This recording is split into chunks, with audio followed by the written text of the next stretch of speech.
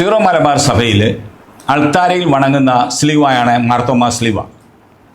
ഈ സ്ലീവായെക്കുറിച്ച് സമീപകാലത്ത് ഒരു വിവാദം പൊട്ടിപ്പുറപ്പെടാൻ കാരണം unmasking the Syriacs the hidden origin of Indian Christianity എന്ന നാമത്തിൽ ഒരു പുസ്തകം മിസ്റ്റർ ജീവൻ ഫിലിപ്പ് പ്രസിദ്ധീകരിക്കുകയുണ്ടായി. അദ്ദേഹം പുസ്തകം പ്രസിദ്ധീകരിക്കുന്നതിന് ഏതാണ്ട് 22 വർഷങ്ങൾക്ക് മുമ്പ്, അതായത് ഇന്നേക്ക് 25 വർഷങ്ങൾക്ക് മുമ്പ് മാർത്തോമാ സ്ലീവ അപവാദങ്ങളും യാഥാർത്ഥ്യങ്ങളും എന്ന പേരിൽ ആധികാരികമായ ഗ്രന്ഥം പ്രസിദ്ധീകരിച്ച മിസ്റ്റർ KV സെബാസ്റ്റ്യൻ നമ്മുടെ കൂടെയുണ്ട്. മാർത്തോമാ സ്ലീവായ്ക്ക് മാനിക്കൈൻ മതവുമായി എന്തെങ്കിലും ബന്ധമുണ്ടോ എന്നുള്ള വിഷയത്തെക്കുറിച്ച് ആധികാരികമായ ഒരു ചർച്ചയാണ് ഇന്നിവിടെ നടക്കുന്നത്. ഈ ചർച്ചയിലേക്ക് എല്ലാവരെയും ഹൃദയപൂർവ്വം സ്വാഗതം ചെയ്യുന്നു.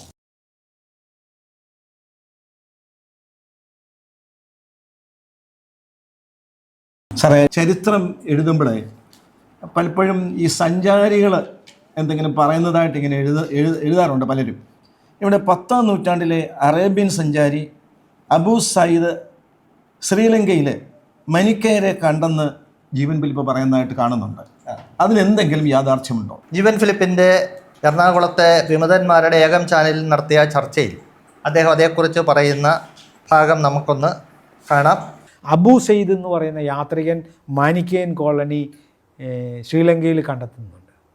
അപ്പോൾ ചോദിക്കും, കോസ്മസ് ഇൻഡിക്കോപ്ലീത്തസ് എന്ന് പറയുന്ന സമുദ്ര സഞ്ചാരി ശ്രീലങ്കയിൽ കല്യാണിൽ മലയിൽ ക്രിസ്ത്യാനികളെ കണ്ടല്ലോ എന്ന് എഴുതിയിട്ടുണ്ട് എന്ന് ഒരു പരാമർശം ചോദിക്കാം. അത് കോസ്മസ് ഇൻഡിക്കോപ്ലീത്തസ് ആരാണെന്നും അദ്ദേഹം മലങ്കര സന്ദർശിച്ചോ എന്നുമുള്ള പഠനങ്ങൾ ഇന്ന് കിട്ടും. അദ്ദേഹം കേരളത്തിലോ ഈ പഴയ തമിഴകത്തോ വന്നിട്ടില്ല. അദ്ദേഹം അഡൂളിസിലിരുന്ന് യാത്രകരുടെ കൺസൾട്ടേഷനിൽ എഴുതിയ എഴുത്തുകളാണെന്ന് ഇന്ന് പണ്ഡിതരൊക്കെ മനസ്സിലാക്കിയിട്ടുണ്ട്. ഇവിടെയും ജീവൻ ഫിലിപ്പിൻ്റെ മറ്റൊരു ഇരട്ടത്താപ്പ് നമ്മൾ തുറന്നു കാട്ടുകയാണ്. ഓക്കെ. ജീവൻ ഫിലിപ്പ് ആ ചർച്ചയിൽ പറയുന്നത് നിങ്ങൾ ശ്രദ്ധിച്ചു കാണും. ഇവിടെ കോസ്മോസ് ഇൻഡിക്കോപ്ലറ്റസ് എന്ന് പറയുന്ന സഞ്ചാരി, അദ്ദേഹം ഒരു സന്യാസിയും കൂടിയായിരുന്നു. അദ്ദേഹം ആണ് ആദ്യമായിട്ട് കേരളത്തിലെ ക്രിസ്ത്യൻ പ്രസൻസിനെ കുറിച്ച്, സാന്നിധ്യത്തെക്കുറിച്ച് രേഖപ്പെടുത്തിയിട്ടുള്ള വിദേശ സഞ്ചാരി. അദ്ദേഹം കല്യാണിലും മാലയിലും ഒക്കെ ധാരാളം ക്രിസ്ത്യാനികളെ കണ്ടെന്നും സിലോണിൽ ശ്രീലങ്കയിൽ ഒരു പേർഷ്യയിൽ അഭിഷിക്തനായ ബിഷപ്പ് ശ്രീലങ്കയിൽ ഉണ്ടെന്നും ഒക്കെ അദ്ദേഹം പറയുന്നുണ്ട്. ഇന്ത്യൻ ക്രിസ്ത്യാനിറ്റിയെക്കുറിച്ച് പഠിക്കുന്ന മിക്കവാറും എല്ലാ ഗവേഷകരും അത് തോമാശ്ലീഹയുടെ വരവിനെ അംഗീകരിക്കുന്നവരോ നിഷേധിക്കുന്നവരോ ആകട്ടെ, അവരെല്ലാവരും ഒരു കാര്യം ഏകകണ്ഠമായിട്ട് സൂചിപ്പിക്കാറുള്ളതെന്നാണ്, ഇവിടെ കോസ്മോസ് ഇൻഡിക്കോപ്ലറ്റസ് വന്ന കാലത്ത് ഇവിടെ ക്രിസ്ത്യാനികൾ ഉണ്ടായിരുന്നു എന്നത്. ജീവൻ ഫിലിപ്പ് അതിനെ നിഷേധിക്കുന്നത് കോസ്മോസ് ഇൻഡിക്കോപ്ലറ്റസ് അദുലിസിൽ വെച്ച് കണ്ട ചില സഞ്ചാരികളുടെ അല്ലെങ്കിൽ കച്ചവടക്കാരുടെ അഭിപ്രായം തൻ്റെ പുസ്തകത്തിൽ രേഖപ്പെടുത്തി എന്ന് സൂചിപ്പിച്ചുകൊണ്ടാണ്. എന്നിട്ട് അദ്ദേഹം പറയുന്നു, 10ാം നൂറ്റാണ്ടിൽ അബൂ സയ്യിദ് ശ്രീലങ്കയിൽ മനിക്കേരെ കണ്ടു. ഇതാണ് അദ്ദേഹത്തിൻ്റെ ഇരട്ടത്താപ്പ് എന്ന് ഞാൻ സൂചിപ്പിക്കാൻ കാരണം. അബൂ സയ്യിദിൻ്റെ സഞ്ചാര വിവരണം, ഇത് സുലൈമാൻ എന്ന് പറയുന്ന ഒരു സഞ്ചാരി കേരളത്തിൽ വന്ന് നമ്മുടെ AD 851 അദ്ദേഹം കേരളത്തിൽ വന്ന് നമ്മുടെ കൊല്ലത്തൊക്കെ വന്നായിട്ട് പറയുന്നുണ്ട്. ഈ സുലൈമാൻ്റെ സഞ്ചാര വിവരണമൊക്കെ അടങ്ങിയിരിക്കുന്ന പുസ്തകം അബൂ സയ്യിദാണ് സുലൈമാൻ്റെ സഞ്ചാര വിവരണവും രേഖപ്പെടുത്തിയിരിക്കുന്നത്. അതിൻ്റെ 1ാമത്തെ അധ്യായം ഈ പുസ്തകമാണ്. അബൂ സയ്യിദിൻ്റെ accounts of China and India. ഇത് അതിൻ്റെ ഒറിജിനൽ അറബിയിൽ നിന്ന് നേരിട്ട് ഇംഗ്ലീഷിലേക്ക് ട്രാൻസ്ലേറ്റ് ചെയ്ത ഏറ്റവും റീസെൻ്റ് പുസ്തകങ്ങളിൽ ഒന്നാണ്. ഇത് ട്രാൻസ്ലേറ്റ് ചെയ്തിരിക്കുന്ന ടിം മക്കിൻതോഷ് സ്മിത്ത് എന്ന് പറയുന്ന അദ്ദേഹം യുഎന്നിൻ്റെയൊക്കെ സഞ്ചാര സാഹിത്യത്തിൽ വലിയ അംഗീകാരമൊക്കെ നേടിയിട്ടുള്ള വ്യക്തിയാണ്. ടിം മക്കിൻതോഷ് സ്മിത്ത് ഈ പുസ്തകം ഇംഗ്ലീഷിലേക്ക് ട്രാൻസ്ലേറ്റ് ചെയ്തിട്ടുണ്ട്. ഇതിൻ്റെ 1ാമത്തെ അധ്യായം അറേബ്യൻ സഞ്ചാരിയായ സുലൈമാൻ്റെ വിവരണം എന്ന് കരുതപ്പെടുന്ന ഭാഗമാണ്. സുലൈമാൻ്റെ പേരൊന്നും പറയുന്നില്ല. സുലൈമാൻ്റെ ആണെന്ന് കരുതപ്പെടുന്ന വിവരണമാണ്. രണ്ടാമത്തെ അധ്യായം മുതലുള്ള ഭാഗത്താണ് അബൂ സയ്യിദിൻ്റെ വിവരണം പറയുന്നത്. പക്ഷേ ഉള്ള പ്രശ്നം എന്നാന്ന് പറഞ്ഞാൽ ഈ അബൂ സയ്യിദിൻ്റെ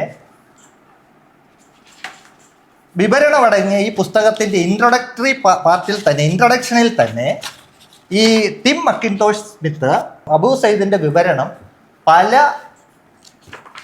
വ്യക്തികളിൽ നിന്ന് ശേഖരിച്ചതാണെന്നും അത് ഏത് വ്യക്തിയിൽ നിന്നാണെന്ന് രേഖപ്പെടുത്തിയിട്ടില്ലെന്നുള്ള കാര്യങ്ങളൊക്കെ വളരെ വിശദമായിട്ട് പറയുന്നുണ്ട്. അബൂ സയ്യിദ് ഇന്ത്യയിൽ തന്നെ വന്നു എന്ന് സംശയമുള്ള വ്യക്തിയാണ്. ഇതാ നോക്കുക, ഞാനത് അബൂ സയ്യിദ് ഒരിക്കലും പേര് വെളിപ്പെടുത്താൻ പുള്ളി ആഗ്രഹിക്കുകയോ പുള്ളി തയ്യാറാകുകയോ ചെയ്താത്ത ഒരാളുടെ വിവരണമാണ് സുലൈമാൻ്റെ വിവരണം ഒന്നാം ഭാഗത്ത്. അബൂ സയ്യിദിൻ്റെ നേരിട്ടുള്ള വിവരണം അടങ്ങിയ രണ്ടാം ഭാഗത്ത് നിഗൂഢനായ ഒരു അജ്ഞാത വ്യക്തിയെ അവിടെ എപ്പോഴും പുള്ളിയെ ഡിറ്റക്റ്റ് ചെയ്യുന്ന, അതായത് പുള്ളിക്ക് വിശദീകരിച്ചു കൊടുക്കുന്ന ഏതോ ഒരു വ്യക്തി അവിടെ ഉണ്ട് എന്ന് തോന്നലുണ്ടാക്കുന്ന രീതിയിലാണ് പുസ്തകം എഴുതിയിരിക്കുന്നത്. അത് ഇൻട്രഡക്ഷനിൽ തന്നെ പറഞ്ഞിരിക്കുന്ന നിഗൂഢനായ അജ്ഞാത വ്യക്തി. ഇൻട്രഡക്ഷൻ പേജ് 20-21 അവിടെ അത് പറയുന്നുണ്ട്. അബൂ സയ്യിദിൻ്റെ പുസ്തകത്തിൽ പലയിടത്തും തൻ്റെ വിവരണദാതാക്കളെക്കുറിച്ച് പറയുന്നത് രണ്ടാം അധ്യായം 1-ാം പാരഗ്രാഫിൻ്റെ 1, 2:1-1, 2:4-1, 1:10-11 ഇവിടെ ഇങ്ങനെ ഒത്തിരി സ്ഥലത്ത് ഒത്തിരി പേര് തനിക്കിത് വിവരിച്ചെന്ന്. ഇവരെയൊന്നും എഴുത്തുകാരെന്നല്ല അദ്ദേഹം പറയുന്നത്, കമ്പൈലർ ഓർ അവർ സർക്കിൾ ഓഫ് ഇൻഫോർമൻസ്, നമുക്ക് വിവരങ്ങൾ പകർന്നു തന്ന വിഭാഗത്തിൽപ്പെട്ടവർ, ഇൻഫർമേഷൻ തന്ന ആൾക്കാർ. അപ്പോൾ ഇനിയും ഈ അബൂ സയ്യിദ് ഇന്ത്യയിൽ വന്നോ ഇല്ലയോ എന്ന് മറ്റ് ചരിത്രകാരന്മാർ പറയുന്ന GR Tibbetts Arab navigation in the Indian Ocean before the coming of Portuguese, London 1971. Abu Sayyid അദ്ദേഹം പറയുന്ന page 15, Abu Sayyid himself never visited India or in China. His accounts are largely a reworking of earlier reports and the tales of the merchants. They must be used with caution, for they mix observation with the hearsay and even fable. Page 15. ഇനി Jean Sauvaget അദ്ദേഹത്തിൻ്റെ പുസ്തകത്തിൽ Abu Sayyid is not a traveller in the strict sense but a compiler. His narrative lacks the authority of any eyewitness and sometimes reproduces marvels and contradictions with betray its oral sources. എവിടെയോ പിന്നെ SM Imamuddin Arab Muslim administration medieval India, അതിൻ്റെ page 42 പറയുന്നു, the notices of Abu Sayyid concerning India and Ceylon though precious cannot be accepted without reservation. വിവരണം നമുക്ക് precious ആണ്, കാരണം ഏത് സഞ്ചാരിയുടെ വിവരണവും നമ്മളെ സംബന്ധിച്ച് പറഞ്ഞാൽ പ്രഷ്യസ് ആണ്. പക്ഷേ അത് നമ്മൾ കോഷ്യസ് ആയിട്ട് വേണം എടുക്കാൻ. For they are largely second hand and often intermixed with fabulous material. Page 42. Paul Lunde and Caroline Stone, TFJ ടൗറ്റായ്, അങ്ങനെ പല ഗവേഷകരും അബൂ സയ്യിദിൻ്റെ വിവരണത്തെ ഖണ്ഡിച്ചിട്ടുണ്ട്. മാത്രമല്ല നമുക്ക് സൂസൻ ഗുലാക്സി വളരെ കൃത്യമായിട്ട് ഈ ഇവരൊന്നും സൂസൻ ഗുലാക്സി അബൂ സയ്യിദിനെ കണ്ടിട്ടില്ലേ? ഈ മറ്റ് ഗവേഷകരാരും അബൂ സയ്യിദിനെ കുറിച്ചൊന്നും കേട്ടിട്ടില്ലാത്തവരാണ്. ഇനി നമ്മളിതൊന്നും എടുത്ത് നോക്കത്തില്ലെന്നാണ് ഇങ്ങേരുടെ വിചാരം. നമ്മളിതൊന്നും എടുത്ത് വായിച്ചു നോക്കത്തില്ലെന്നാണ് ഇങ്ങേരുടെ വിചാരം. ഇയാളേത് ഇത് ഗവേഷകനാ? സെബാസ്റ്റ്യൻ സാറ്, എനിക്ക് അടുത്തൊരു ചോദ്യം, ഒരുപാട് സങ്കീർണത ഉള്ളൊരു ഭാഗമെന്ന് എനിക്ക് തോന്നുന്നു. ഈ സ്ലീവായുടെ ചുറ്റുമുള്ള ലിഖിതത്തെക്കുറിച്ച്, ആ ലിഖിതത്തെക്കുറിച്ച് പല വ്യാഖ്യാനങ്ങളും കേൾക്കും. അത് ഏറ്റവും ഓതൻറ്റിക്കും സത്യസന്ധവും ആയിട്ടുള്ള ഏറ്റവും മോഡേൺ ആയിട്ടുള്ള വ്യാഖ്യാനം എന്താണ് സാറേ? അതെ, ഈ സ്ലീവ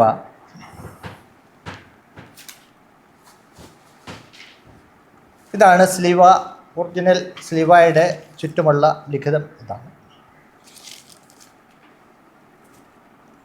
ഇത് പാഹ്ലവി ഭാഷയിലുള്ള ഒരു ലിഖിതമാണ്. ഇപ്പോൾ വലിയ തോതിലൊന്നും ഉപയോഗിക്കപ്പെടാത്ത, അല്ലെങ്കിൽ നമ്മൾ ഡെഡ് ലാംഗ്വേജ് എന്ന് വിശേഷിപ്പിക്കാവുന്ന ഒന്നാണ് പാഹ്ലവി ലാംഗ്വേജ്. ഇത് പാഹ്ലവി ലാംഗ്വേജ് ഒറിജിനേറ്റ് ചെയ്തത് അറമായിക് സ്ക്രിപ്റ്റിൽ നിന്നാണ്. അറമായിക് ആൽഫബറ്റ് അത് പേർഷ്യൻ ഭാഷയിലേക്ക് വന്നു. അതിന് പേർഷ്യൻ ഭാഷയെ നമുക്ക് 3 കാലഘട്ടത്തിനനുസരിച്ച് 3ആയിട്ട് തിരിക്കാം. ഒന്ന് ഓൾഡ് പേർഷ്യൻ, അത് ഏതാണ്ട് 3-ാം നൂറ്റാണ്ട് വരെ നിലനിന്നിരുന്ന അതിനുശേഷം 3-ാം നൂറ്റാണ്ട് മുതൽ ഏതാണ്ട് 7-ാം നൂറ്റാണ്ട് വരെ നിലനിന്നിരുന്ന ഭാഷയാണ് മിഡിൽ പേർഷ്യൻ എന്ന് പറയുന്നത്. ഈ മിഡിൽ പേർഷ്യനെയാണ് നമ്മൾ പാഹ്ലവി എന്ന് വിശേഷിപ്പിക്കുന്നത്. അതിനുശേഷം ഇസ്ലാമിക ആധിപത്യത്തിന് ശേഷമുള്ള കാലത്ത് ഇസ്ലാമികവൽക്കരിക്കപ്പെട്ട ഒരു പേർഷ്യൻ ഭാഷ രൂപമുണ്ട്, അറബി വൽക്കരിക്കപ്പെട്ട. അതിനെയാണ് ഇന്നത്തെ പേർഷ്യൻ ഭാഷ, അത് മോഡേൺ പേർഷ്യൻ എന്ന് പറയുന്നത്. അപ്പോൾ 3-ാം നൂറ്റാണ്ട് മുതൽ 7-ാം നൂറ്റാണ്ട് വരെയുള്ള ഈ മിഡിൽ പേർഷ്യൻ ഭാഷ ഇത് തന്നെ 4 തരമുണ്ട്. ഒന്ന് നോർമൽ പാലവി, അല്ലെങ്കിൽ നോർമൽ പാലവി എന്ന് പൊതുവെ അറിയപ്പെടുന്ന ബുക്ക് പാലവി എന്ന് പറയുന്ന ഒന്ന്. 2 സാൾട്ടർ പാലവി എന്നറിയപ്പെടുന്ന മറ്റൊരു ഭാഗം. 3 ഇൻസ്ക്രിപ്ഷണൽ പാലവി എന്ന് പറയുന്നു. 4-മത്തത് മനിക്കേയൻ പാലവി എന്ന് പറയുന്നു. ഇതിൽ ആദ്യത്തെ 3 എണ്ണം, അതായത് ബുക്ക് പാലവി, സാൾട്ടർ പാലവി, ഇൻസ്ക്രിപ്ഷണൽ പാലവി, പൊതുവെ ഒരേ ഗണത്തിൽ തന്നെ പെടുന്നതാണ്. എന്നാൽ മനിക്കേയൻ പാലവി എന്ന് പറയുന്നത് എൻറ്റയർലി ഡിഫറൻ്റ് ആയിട്ടുള്ള ഒന്നാണ്. ഞാൻ ഇതിൻ്റെ ആൽഫബറ്റ് ഒന്ന് കാണിക്കാം. ഇതാണ് പാലവി ഭാഷയുടെ ആൽഫബറ്റ്. ഇതിൻ്റെ ഈ ലെഫ്റ്റ് അറ്റത്ത് ഇമ്പീരിയൽ അറമായിക്കിൽ നിന്നാണ് പാലവി ഭാഷ ഡിറൈവ് ചെയ്തത്. അപ്പോൾ ആലപ്പ്, ബേത്ത്, ഗിമൽ, ദാലത്ത്, ഹെ ഇങ്ങനെയുള്ള ആൽഫബറ്റാണ് അത് ഉപയോഗിച്ചിരിക്കുന്നത്. അത് ഇതിൽ നിന്ന് ഡിറൈവ് ചെയ്ത ഈ പേർഷ്യൻ ഭാഷ, അതിനകത്തെ ബുക്ക് പാലവി എന്ന് പറയുന്ന വിഭാഗത്തിൽ പെടുന്നതാണ് സ്ലീവായിൽ ലിഖിതം. ഈ വലത്തെ അറ്റത്ത് കാണുന്നതാണ് ബുക്ക് പാലവി. അതിൻ്റെ തൊട്ടിപ്പുറത്ത് കാണുന്നതാണ് സാൾട്ടർ പാലവി. ഇതാണ് ഇൻസ്ക്രിപ്ഷണൽ പേർഷ്യൻ. അപ്പോൾ ഇതിൻ്റെ പ്രത്യേകത, ഇമ്പീരിയൽ അറമായിക്കിൽ 22 അക്ഷരങ്ങളുണ്ട്. പക്ഷെ ബുക്ക് പാലവിയിൽ 14 അക്ഷരങ്ങൾ മാത്രമേ ഉള്ളൂ. ഈ ബുക്ക് പാലവിയും സാൾട്ടർ പാലവിയും തമ്മിൽ ലിപിക്കൊന്നും വലിയ വ്യത്യാസമൊന്നും ഇല്ല. പക്ഷേ സാൾട്ടർ പാലവി പിൽക്കാല ആവശ്യത്തിന് വേണ്ടി ഏത് ഭാഷയും കാലത്തിൻ്റെയും എവിടെ രൂപപ്പെടുന്ന സ്ഥലങ്ങളുടെയും ആവശ്യങ്ങളുടെ അടിസ്ഥാനത്തിൽ ഡെവലപ്പ് ചെയ്യാറുണ്ട്. പ്രോപ്പർ പാലവി എന്ന് പറയുന്നത് ഇറാൻ പ്രോപ്പറിൽ രൂപപ്പെടുന്നതാണ്. എന്നാൽ ഇറാന് വെളിയിലേക്ക് പോകുമ്പോഴത്തേക്ക്, അല്ലെങ്കിൽ മറ്റൊരു പശ്ചാത്തലത്തിലേക്ക് വരുമ്പോൾ ഇത് വികസിക്കും. അത് അവിടെയും വികസിക്കും, പുറത്തും വികസിക്കും. ഇനിയും സാൾട്ടർ പാലവിയും ബുക്ക് പാലവിയും തമ്മിൽ ലിപിക്ക് വലിയ വ്യത്യാസമൊന്നും ഇല്ല. രണ്ടും ഒരേ പത്രമാണ്. ഉള്ള വ്യത്യാസം എന്ന് പറയുന്നത് അക്ഷരങ്ങളുടെ എണ്ണത്തിൽ 5 അക്ഷരം കൂടുതൽ ഉപയോഗിച്ചിട്ടുണ്ട്. അക്ഷരങ്ങളുടെ എണ്ണം കുറയുമ്പോൾ ഉണ്ടാകുന്ന പ്രശ്നം, ഇവിടെ 22 അക്ഷരം ഒറിജിനൽ ഇമ്പീരിയൽ അറമായിക്കിലുണ്ടെങ്കിൽ 14 അക്ഷരമേ ബുക്ക് പാലവിയിലുള്ളൂ. അപ്പോൾ ബാക്കി 8 അക്ഷരം എന്തെടുക്കും? അപ്പോൾ ഏതെങ്കിലും ഒരക്ഷരം 2 സ്വരത്തിന് വേണ്ടി ഉപയോഗിക്കും, 2-3 സ്വരത്തിന് വേണ്ടി ഉപയോഗിക്കും. അങ്ങനെ 2-3 അക്ഷരങ്ങൾ അപ്രകാരം ഉപയോഗിച്ചിട്ടുണ്ട്. വാസ്തവത്തിൽ അതിനൊരു ബുദ്ധിമുട്ടുണ്ട്. ഇപ്പം നമ്മൾ മലയാളത്തിൽ വെറുതെ ഞാനൊരു ഉദാഹരണം പറയാം. കായും വായും ടായും ഒരേ അക്ഷരം തന്നെയാണ് ഉപയോഗിക്കുന്നതെങ്കിൽ നമ്മളൊരു എഴുത്ത് വായിക്കുമ്പോൾ, അല്ലെങ്കിൽ ഏതെങ്കിലും ഒരു ലിഖിതം വായിക്കുമ്പോൾ അതിനകത്ത് ഒരിടത്ത് കാ കാണും, വേറൊരിടത്ത് വാ കാണും, വേറൊരിടത്ത് ടാ കാണും. പക്ഷേ ചിലയിടത്ത് 3 സ്ഥലത്ത് കാ കാണും. കായും വായും ടായും ഒരേ അക്ഷരം തന്നെയാണ് ഉപയോഗിക്കുന്നതെങ്കിൽ ഒരു സ്ക്രിപ്റ്റിനകത്ത് 3 കാ കണ്ടു കഴിഞ്ഞാൽ അതിലൊരു കായെന്ന് വായിക്കണം, വേറൊരു കാ വായെന്ന് വായിക്കണം, വേറൊരു കാ ടാ എന്ന് വായിക്കണം. തമിഴ് ഭാഷയിൽ അങ്ങനെ ഉണ്ടല്ലേ? തമിഴ് ഭാഷയിൽ അങ്ങനെ ഉണ്ടല്ലേ? പല ചില അക്ഷരങ്ങൾക്ക് ഇല്ല അവർക്ക്. എല്ലാത്തിനും കാ മാത്രമേ ഉള്ളൂ. പക്ഷേ ഇത് അതുമല്ല. അത് നമ്മുടെ കകാരത്തിൻ്റെ പ്രശ്നമാണ്. ഇതല്ല, വ്യത്യസ്തമായ സ്വരം ഉള്ള അക്ഷരങ്ങളാണ്. അപ്പോൾ അതാണ് ഈ പാലവി ഭാഷയ്ക്ക് ഉള്ള ഒരു പ്രശ്നം. അതുണ്ട്. രണ്ടാമത്തെ പ്രശ്നം എന്ന് പറയുന്നത്, ഇതിന് ഈ ലിഖിതത്തിൻ്റെ ഒരു പ്രശ്നം എന്ന് പറയുന്നത്, ഇതിനകത്ത് ബബിൾസ് ഇല്ല, സ്വരചിഹ്നങ്ങളില്ല, അക്ഷരങ്ങളുടെ എണ്ണം കുറവാണ് ഒക്കെ വരുമ്പോഴത്തേക്ക് പാലവി വായിക്കാൻ വലിയ ബുദ്ധിമുട്ടുണ്ട്. അതൊരു വസ്തുതയാണ്. ഇനി സാൾട്ടർ പാലവി എന്താണെന്ന് പറഞ്ഞാൽ, ടുർഫാനിൽ നിന്ന് എന്ന് പറഞ്ഞാൽ ചൈനീസ് പ്രദേശത്ത് നിന്ന്, ടുർഫാനിൽ നിന്ന് ഒരു മൊണാസ്ട്രിയുടെ അവശിഷ്ടങ്ങൾ കണ്ടു. ചൈനയിലാണോ? ചൈനയോടൊക്കെ ചേർന്ന പ്രദേശങ്ങളിലാണ്. ഇതിൻ്റെ മാപ്പ് ഞാൻ കാണിച്ചു തരാം. ഈ ടുർഫാനിൽ നിന്ന് ഇത് കിട്ടിയപ്പോൾ അവിടെ വളരെയേറെ വിവിധ ഭാഷകളിലുള്ള പേർഷ്യൻ ഭാഷകളിലുള്ള കയ്യെഴുത്ത് പ്രതികൾ ഈ പഴയ ഓൾഡ് മൊണാസ്ട്രിയിൽ നിന്ന് കിട്ടി. സോഗ്ദിയൻ ഭാഷയിലുള്ളത്, പാഹലവി ഭാഷയിലുള്ളത്, അങ്ങനെ വിവിധ ഭാഷകളിലുള്ള കുറേയേറെ കയ്യെഴുത്ത് പ്രതികൾ കിട്ടി. ബൈബിളിൻ്റെ, പ്രത്യേകിച്ച് സങ്കീർത്തന പുസ്തകത്തിൻ്റെ കുറേയേറെ പേജുകളാണ് പ്രധാനമായിട്ടും കിട്ടിയത്, പാലവി ഭാഷയിലുള്ളത്. ഈ സങ്കീർത്തന പുസ്തകത്തിൻ്റെ കൂടെ അന്നത്തെ ഒരു പിന്നെ പ്രമുഖ സഭാ വ്യക്തിയായിരുന്നു മാറാബയുടെ കാനോനകളും കൂടെ അതിനകത്തുണ്ട്. രണ്ടും ഇതിൻ്റെ സങ്കീർത്തനം പാലവിയിലുള്ളതും അതോടൊപ്പം തന്നെ ഈ കാനോന മറ്റൊരു ഇങ്കിൽ, ചുവപ്പ് ഇങ്കിൽ എഴുതി ചേർത്തതുമായ കാനോനയും കൂടെ ചേർന്ന സങ്കീർത്തനമാണ്.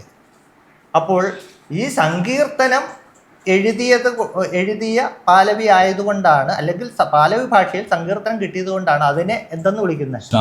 സാൾട്ടർ പാലവി എന്ന് വിളിക്കുന്നത്. ഇത് പാലവി, ബുക്ക് പാലവിയും സാൾട്ടർ പാലവിയും തമ്മിൽ വ്യത്യാസമൊന്നും ഇല്ല. പിന്നെ അതിന് 5 അക്ഷരം കൂടുതലുണ്ട്. കാരണം കാലം വികസിക്കുകയും ഇത് മറ്റൊരു സ്ഥലത്ത്, ഇത് എവിടെ നിന്ന് പ്രോപ്പർ ഇറാനിൽ നിന്ന് കിട്ടിയതല്ല, അവിടെ നിന്ന് കിട്ടിയതാണ്. അപ്പോൾ അദ്ദേഹം പല പ്രാവശ്യം പറയുന്നുണ്ട് വീഡിയോയ്ക്കകത്ത്, സാൾട്ടർ പാലവി മാത്രമേ ക്രിസ്ത്യാനികൾ ഉപയോഗിച്ചിട്ടുള്ളൂ. സാൾട്ടർ പാലവി മാത്രമേ ക്രിസ്ത്യാനികൾ ഉപയോഗിച്ചിട്ടുള്ളൂ. ബുക്ക് പാലവി ക്രിസ്ത്യാനികൾക്ക് ഏതാണ്ട് വലിയ അനാത്മ എന്ന് പറഞ്ഞാൽ അവർക്ക് ഏതാണ്ട് അസ്പർശ്യ വസ്തുവാണ്, അത് ഉപയോഗിക്കുന്നവരെ മഹറം ചൊല്ലിക്കളയും എന്നുള്ള രീതിയിലാണ് അദ്ദേഹത്തിൻ്റെ വർത്തമാനമൊക്കെ കേട്ടാൽ നമുക്ക് തോന്നുക. അതിന് അദ്ദേഹം തൻ്റെ തെളിവായിട്ട് ചൂണ്ടിക്കാട്ടുന്നത് ഈ സാൾട്ടർ പാലവി മാത്രമേ ഉപയോഗിച്ചിട്ടുള്ളൂ എന്ന് പറയാൻ വേണ്ടിയിട്ടാണോ? അതുമായിട്ട് ബന്ധപ്പെട്ട് അപ്പം അദ്ദേഹം പറയുന്നത് ഇത് ബുക്ക് പാലവിയാണ്. ഇത് ബുക്ക് പാലവിയാണ്. ഈ പറഞ്ഞ നമ്മളുടെ സ്ലീവായുടെ മുകളിലുള്ള ലിപി എന്ന് പറയുന്നത് ബുക്ക് പാലവിയാണ്. ബുക്ക് പാലവി ക്രിസ്ത്യാനികൾ ഉപയോഗിക്കുന്നതല്ല, സാൾട്ടർ പാലവിയാണ് ക്രിസ്ത്യാനികൾ ഉപയോഗിക്കുന്നത്. ഇതാണ് അദ്ദേഹത്തിൻ്റെ വാദം. അപ്പോൾ ഈ ബുക്ക് പാലവി ഉപയോഗിച്ചിട്ടുണ്ടെങ്കിൽ അത് ക്രിസ്ത്യാനികളുടെ അല്ല. ഏത്? സ്ലീവ. പിടികിട്ടിയോ? ഇനി ക്രിസ്ത്യാനികൾ ഇത് ഉപയോഗിക്കുന്നുണ്ടോ? ഈ സാൾട്ടർ പാലവിയും ബുക്ക് പാലവിയും തമ്മിൽ എന്താ വ്യത്യാസം? ആകെ 3-4 അക്ഷരങ്ങളുടെ വ്യത്യാസം മാത്രമേ ഉള്ളൂ, അല്ലാതെ പിന്നെ ലിപിക്കൊന്നും വ്യത്യാസമൊന്നുമില്ല. എന്നാൽ നേരത്തെ ഞാൻ സൂചിപ്പിച്ചു, മനിക്കേയൻ പാലവി എന്ന് പറയുന്നത് എൻ്റയർലി ഡിഫറെൻ്റ് ആണ്. അത് എസ്ത്രാങ്കല സുറിയാനി എസ്ത്രാങ്കല ഇതിൽ നിന്ന് ഡിറൈവ് ചെയ്ത ഇതാണ്. ഇതിൻ്റെ അക്ഷരങ്ങൾ നോക്കുക. മാനി ഒരു സുറിയാനി എഴുതുന്ന ഒരു വ്യക്തിയായിരുന്നു. മാനി ഒരു എഴുത്തുകാരനും കൂടിയാണ്. അദ്ദേഹം 7 പുസ്തകങ്ങൾ എഴുതിയിട്ടുണ്ട്. 7 പുസ്തകങ്ങളിൽ 6ഉം അദ്ദേഹം സുറിയാനി ഭാഷയല്ല എഴുതിയിരിക്കും. 7ാമത് ഒരു പുസ്തകം അദ്ദേഹം ഷബൂഖ് രാഗൻ എന്ന് പറയുന്ന ഒരു പുസ്തകം എഴുതിയിട്ടുണ്ട്. ഇത് അദ്ദേഹം എഴുതിയിരിക്കുന്നത് അന്നത്തെ രാജാവിന് ചക്രവർത്തിക്ക് സമർപ്പിക്കാൻ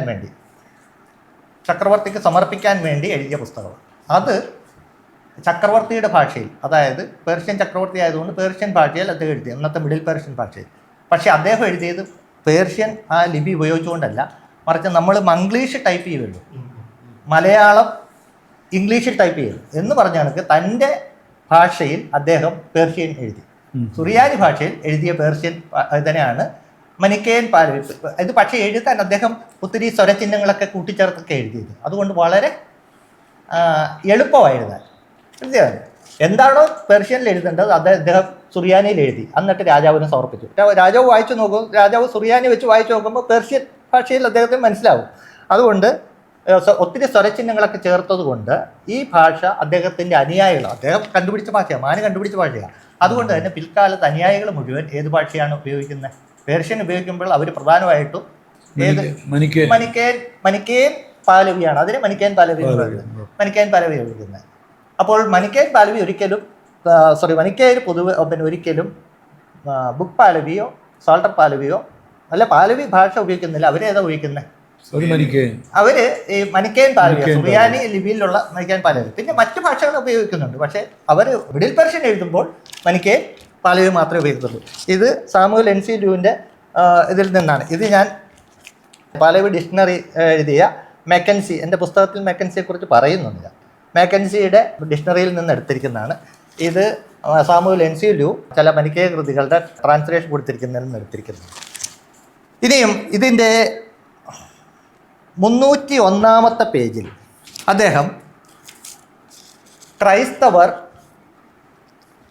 ഈ ബുക്ക് പാലവി ഉപയോഗിക്കുന്നില്ല എന്നതിന് തെളിവായിട്ട് അദ്ദേഹം 2 പേരെ തൻ്റെ എവിഡൻസ് ആയിട്ട് കാണിക്കുന്നുണ്ട്. 591 റെഫറൻസ് ആയിട്ട് അദ്ദേഹം കാണിക്കുന്ന സിംസ് വില്യംസിനെയും ചിയാര ബാർബതിയെയും. ഈ ബുക്ക് പാലവി ഉപയോഗിക്കുന്നില്ല. ബുക്ക് പാലവിയെ സാൾട്ടർ പാലവിയെ കുറിച്ച് പഠിച്ച വ്യക്തികളാണ് ഇവർ. ബുക്ക് പാലവി ക്രിസ്ത്യാനികളുടെ അല്ലാന്ന് സ്ഥാപിക്കാൻ വേണ്ടി അദ്ദേഹം 2 ഗവേഷകരുടെ ഇതിൽ നിന്ന് ഉള്ള ഭാഗമാണ് അവിടെ സൂചിപ്പിക്കുന്നത്. അപ്പോൾ നമുക്ക് വാസ്തവത്തിൽ ഇത് ശരിയാണോ ഇദ്ദേഹത്തിൻ്റെ വാദം? ബുക്ക് പാലവി ക്രിസ്ത്യാനികൾ ഉപയോഗിച്ചിട്ടില്ല എന്ന് അറിയാൻ നമുക്ക് പ്രധാനമായിട്ടും എവിഡൻസ് അവരോട് തന്നെ ചോദിക്കാമല്ലോ. അതുകൊണ്ട് ഞാൻ ചിയാര ബാർബതിക്കും സിംസ് വില്യംസിനും മെയിൽ അയച്ചു. ഞാൻ അത് എടുക്കാം. ഇത് 2ാമത്തെ പ്രോജക്റ്റ് ആയിരുന്നു അല്ലേ? ഈ 2ാമത്തെ പ്രോജക്റ്റ് ആയിട്ട് ഇതാണ് സിംസ് വില്യംസിന് ഞാൻ അയച്ച കത്ത്. I recently had the opportunity to read your insightful article on Christian literature in Middle Iranian languages, and I want to express my appreciation for the valuable contribution it makes to understanding the religious and linguistic history of the region. Your scholarship has shed much needed light on a subject that is both historically significant and intellectually fascinating. While reading, a few questions arose that I hope you might be kind enough to clarify. While I understand that some Christian texts have been preserved in Psalter Pahlavi, I am particularly interested in whether any Christian literature is known to exist in Book Pahlavi, the script more commonly associated with the Zoroastrian religious writings. If no Christian texts have been found in Book Pahlavi, I wonder whether the absence might be due to a doctrinal, cultural, or political reasons. Was it perhaps considered inappropriate or even anathematic for Christians to use Book Pahlavi during Sasanian or post-Sasanian periods? Or were there practical limitations or religious restrictions that discouraged or prevented its use by Christian communities? എന്ന് പറഞ്ഞ് ഞാനത് അദ്ദേഹത്തിന് എഴുതി. അദ്ദേഹം നൽകിയ മറുപടി: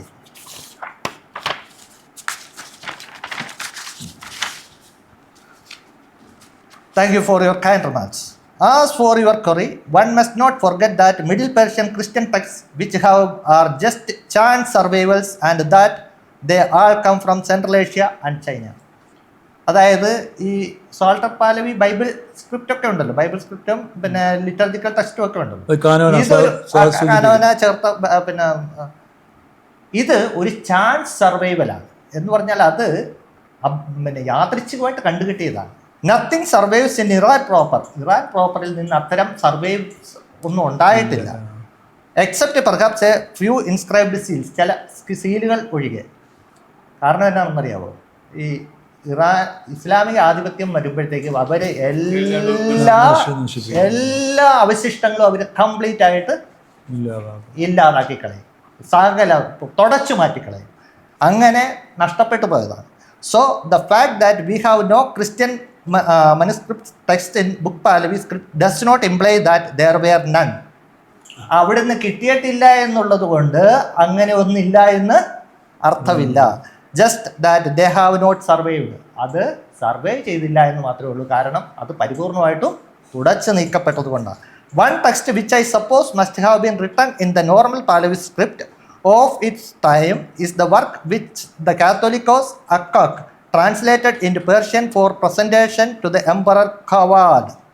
my article page 267. അദ്ദേഹത്തിൻ്റെ ആർട്ടിക്കിളിൽ 267 പേജിൽ അത്തരം ഒരു കാത്തോലിക്കോസ് നോർമൽ പാലവിൽ എഴുതിയ രാജാവിന് എഴുതിയ ഒരു ഇതിനെക്കുറിച്ച് പറയുന്നുണ്ട്. But at that time the normal script may indeed have been a script more like the Pahlavi Psalter than book Pahlavi. ആ സമയമായപ്പോഴത്തേക്ക് അതിനകത്ത് ആ സ്ക്രിപ്റ്റ് മാറ്റും. Among the manuscripts found at Bulakik, there is 1 page in Book Pahlavi script. ബുലാക്കിൽ നിന്ന്, അതായത് ആ ആശ്രമത്തിൽ നിന്ന് കിട്ടിയല്ലോ, അതിൽ 1 പേജ് ബുക്ക് പാലവിയാണ്. പക്ഷെ അത് പിന്നെ A fragment of A list of verb of forms, അതായത് ഈ ക്രിയാരൂപങ്ങളുടെ പിന്നെ ഈ ഭാഷ പഠിപ്പിക്കാനും വേണ്ടി ഉപയോഗിക്കുന്ന ഒരു രേഖയും കൂടെ അവിടുന്ന് കിട്ടിയിട്ടുണ്ട്. It is not a Christian text, കാരണം അതൊരു പിന്നെ സെക്കുലർ ടെസ്റ്റാണ്, ഭാഷ പഠിപ്പിക്കാനുള്ള ഉപയോഗിക്കുന്നത്. But the fact that it was found in the Christian monastery says that it was used by a Christian. ഒരു ക്രിസ്ത്യൻ മൊണാസ്ട്രിയിൽ കിട്ടിയതുകൊണ്ട് അത് ക്രിസ്ത്യാനി ഉപയോഗിച്ചിരിക്കുന്നത് തന്നെയാണ് ഡേറ്റ്. ഇനി ചിയാര പാർവതിയും ഇതേ കാര്യം, ഞാനിപ്പോൾ അത് നമ്മുടെ സമയം വീണ്ടും കളയാതിരിക്കാൻ വേണ്ടി ഞാൻ അത് വായിക്കുന്നില്ല. ചിയാര പാർവതിയുടെ കത്തും എൻ്റെ കയ്യിൽ അതേപോലെ തന്നെ ഉണ്ട്. ചിയാര പാർവതി ഞാൻ ചോദിച്ച ചോദ്യം ഞാൻ സ്ലീവായിട്ട് ബന്ധപ്പെടുത്തി തന്നെ അവരോട് ചോദിച്ചത്. അപ്പോൾ ചിയാര പാർവതി പ്രധാനമായിട്ടും സോഗ്ദിയൻ, അവിടുന്ന് കിട്ടിയ സോഗ്ദിയൻ ഇതിനെക്കുറിച്ച് ബൈബിൾ ഇതിനെക്കുറിച്ചുള്ള പഠനമോ കൂടുതൽ വിശദമായിട്ട് നടത്തി. അപ്പോൾ പിന്നെ അതോടൊപ്പം തന്നെ സാൾട്ടർ പാലവി ബൈബിളിനെ കുറിച്ച്. അപ്പോൾ അതിനകത്ത് സോഗ്ദിയൻ ഇതിനകത്തെല്ലാം പേജുകളിൽ ഒരു കുരിശ് ചിഹ്നം അടയാളപ്പെടുത്തും. സാൾട്ടർ പാലവി സ്ക്രിപ്റ്റിൽ കുരിശ് ചിഹ്നം കാണുന്നില്ല. അപ്പം നമ്മുടെ ഈ സ്ലീവ ഇത് മനിക്കേനല്ല എന്നുള്ളതിൻ്റെ ഒരു വലിയ തെളിവും കൂടെ ഞാൻ പറയാം. ഈ സ്ലീവ, ഈ ലിഖിതം ഉണ്ടല്ലോ, ഈ ലിഖിതം 2 പാർട്ടാണ്. ഇവിടുന്ന് ഇത് വായിക്കേണ്ടത് ഇവിടുന്ന് ഇങ്ങോട്ടും ഇവിടുന്ന് ഇങ്ങോട്ടുമാണ്. ഇതിൻ്റെ നടുക്കൊരു കുരിശ് കണ്ടോ? ഈ കുരിശ് ഇതിനെ 2ആയിട്ട് തിരിച്ചുകൊണ്ടുള്ള ഒരു പങ്ക്ച്വേഷൻ മാർക്കാണ്. മനിക്കേർ ഒരിക്കലും പങ്ക്ച്വേഷൻ ഇത് അല്ല ഉപയോഗിക്കുന്നത്. അത് ഞാൻ പിന്നീട് നമുക്ക് സംസാരിക്കുമ്പോൾ വേണമെങ്കിൽ സൂചിപ്പിക്കും. അപ്പോൾ ഇത് ഇങ്ങനെ ഈ സ്ലീവ കുറിച്ച് ഞാനത് സൂചിപ്പിച്ചപ്പോഴത്തേക്ക് അവരുടെ 3 വലിയ ബൃഹത് പഠനങ്ങൾ അവർക്ക് വളരെ ഇഷ്ടപ്പെട്ടു. അവർ പറഞ്ഞു വളരെ ഇൻട്രസ്റ്റിംഗ് ആണ് നിങ്ങളുടെ ചോദ്യം എന്ന് പറഞ്ഞുകൊണ്ടാണ് അവർ ഈ പഠനങ്ങൾ എനിക്ക് അയച്ചു തരുന്നത്. അത് ഞാനിപ്പോൾ ഈ പുസ്തകം ഒന്ന് വിപുലീകരിക്കുന്നുണ്ട്. ആ പുസ്തകത്തിനകത്ത് ഇത് ഞാൻ ഉൾപ്പെടുത്തുന്നതാണ്. ഇവരുടെ എല്ലാം പിന്നെ മറുപടി പൂർണ്ണ രൂപത്തിൽ. അപ്പോൾ ചിയാര പാർവതിയും സിംസ് വില്യംസും ഇത് ആരെയാണോ വോട്ട് ചെയ്തിരിക്കുന്നത് അവർ 2 പേരും അദ്ദേഹം പറഞ്ഞിരിക്കുന്നതിനെ നിഷേധിച്ചിരിക്കുകയാണ്. ഞാൻ വിട്ടുപോയ ഒരു ഭാഗം കൂടെ ഒന്ന് സൂചിപ്പിച്ചേക്കാം. സാമുവൽ എൻസിലു, ഞാൻ നേരത്തെ പറഞ്ഞ കണക്ക് ഇന്ന് ജീവിച്ചിരിക്കുന്നതിൽ ഏറ്റവും പ്രമുഖ മാനിക്കേയ മതഗവേഷകന്മാരിൽ ഒരാൾ, ഒരു വളരെ സീനിയറായിട്ടുള്ള വ്യക്തിയാണ് സാമുവൽ എൻസിലു. ഞാൻ അദ്ദേഹത്തിന് ഈ പുസ്തകത്തിൽ, എൻ്റെ പുസ്തകത്തിൽ ഞാനത് 25 വർഷം മുമ്പേ, നമ്മൾ ഓർക്കണം 1999, അന്ന് ഇൻ്റർനെറ്റ് പോലും വളരെ ചുരുക്കമായിട്ടേ ഉള്ളൂ.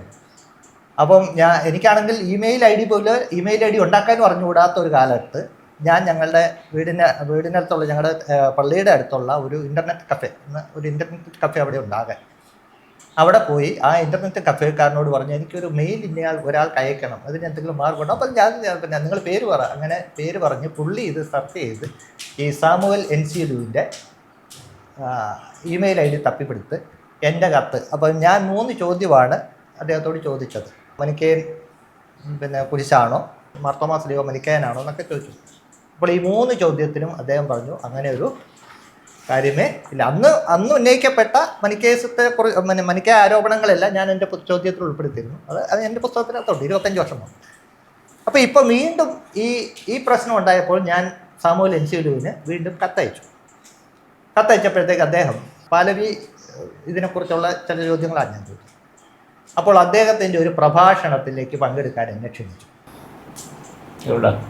അത് ഒരു ഓൺലൈനിൽ നടത്തുന്ന ഒരു പ്രഭാഷണമായിരുന്നു. ആ പ്രഭാഷണത്തിൽ ഒരു ഓൺലൈൻ ഇതായിരുന്നു. അതിനകത്ത് പങ്കെടുക്കാൻ എന്നെ ക്ഷണിച്ചു. ഞാനതിനകത്ത് പങ്കെടുത്തപ്പോഴത്തേക്ക് അതിനകത്ത് ഞാൻ ചോദിക്കാൻ ഉദ്ദേശിച്ച ഒരു ചോദ്യം വേറൊരാൾ ചോദിച്ചു. അതുകൊണ്ട് പിന്നെ എനിക്കത് ചോദിക്കേണ്ടി വന്നില്ല. അത് നമ്മുടെ മലയാളി ഒരു മാർട്ടിൻ ആൻ്റണി, ഒരു ഡോക്ടറാണ്. ഞാൻ അതേ പേര് അങ്ങനെ കേൾക്കുന്നു. പുള്ളിയുടെ ഒരു 1-2 ലേഖനം പിന്നീട് ഞാൻ കണ്ടിരുന്നു. ഈ മാർട്ടിൻ ആൻ്റണി ചോദിച്ചാൽ പാലവി ഭാഷ ഈ സ്ലീവായിൽ ഉള്ളതുകൊണ്ട് പലരും, ഇന്ത്യയിലെ സ്ലീവാകളിൽ ഉള്ളതുകൊണ്ട് പലരും അതിനെ മനിക്കേൻ എന്ന് വിളിക്കാറുണ്ട്. ഡോക്ടർ AC ബർണലാണ് ഇത് പാലവി എന്ന് കണ്ടുപിടിച്ചത്. പിന്നീട് പലരും ഇതിന് മനിക്കേൻ എന്ന് ആക്ഷേപിക്കുന്നുണ്ട്. അപ്പോൾ അത് ശരിയാണോ എന്ന് അദ്ദേഹം ചോദിച്ചപ്പോൾ ഈ സാമുവൽ എൻസിലു, ഞാനത് വീഡിയോ ഡൗൺലോഡ് ചെയ്ത് വെച്ചിട്ടുണ്ട്. സാമുവൽ എൻസിലു പറഞ്ഞത് അത് ശുദ്ധ അസംബന്ധമാണ്. അങ്ങനെ ഒരിക്കലും പാലവി ക്രിസ്ത്യാനികൾ ഉപയോഗിക്കുന്നു, മനിക്കേൻ ഒരിക്കലും നേരെ തിരിച്ചാണ് എന്നാണ് അദ്ദേഹം പറഞ്ഞത്. മനിക്കേൻ ഒരിക്കലും എന്തുപയോഗിക്കുന്നില്ല, ഈ ബുക്ക് പാലവി ഉപയോഗിക്കത്തില്ല. മനിക്കേൻ ഏത് പാലവി മാത്രമേ ഉപയോഗിക്കത്തുള്ളൂ, മനിക്കേൻ പാലവി. അതാണ് അദ്ദേഹം തന്നെ മനിക്കേൻ പാലവി സ്ക്രിപ്റ്റ് ഒക്കെ അദ്ദേഹത്തിൻ്റെ ആണ് ഞാൻ കാണിച്ചത്. Yes, I asked that question because in South India, there are several ancient crosses with Pallavi script around it. Yeah. And where Arthur Coke Burnell in the 19th century commented, because he found Pallavi he thought these are Manichaean. Right. Yeah, But the- I don't agree with that. the Manichaeans didn't use the Pahlavi script at all. Christians did on a few occasions. There is a psalm book in the Pahlavi script, a Christian one, but we have no Manichaean texts in the Pahlavi script. Yeah. It's very easy to blame anything you don't know is to say they are Manichaean. Yeah. Thank you very much for the answers. Thank you. സുദീർഘമായ ഒരു ചർച്ചയാണ് ഇന്നിവിടെ നടന്നത്. അതിൽ Sebastian sir വിലയേറിയ അറിവുകൾ നമുക്ക് പങ്കുവച്ചു തന്നു. ഇന്നത്തെ ഈ എപ്പിസോഡ് ഇവിടെ വെച്ച് നിർത്തുന്നു. ഇതിൻ്റെ ബാക്കി എപ്പിസോഡുകൾ അടുത്ത ആഴ്ചകളിൽ ഉണ്ടായിരിക്കുന്നതാണ്. നിങ്ങളുടെ വിലയേറിയ കമൻറ്റുകളും അഭിപ്രായങ്ങളും കമൻറ്റ് ബോക്സിൽ കൊടുക്കുക. നന്ദി, നമസ്കാരം.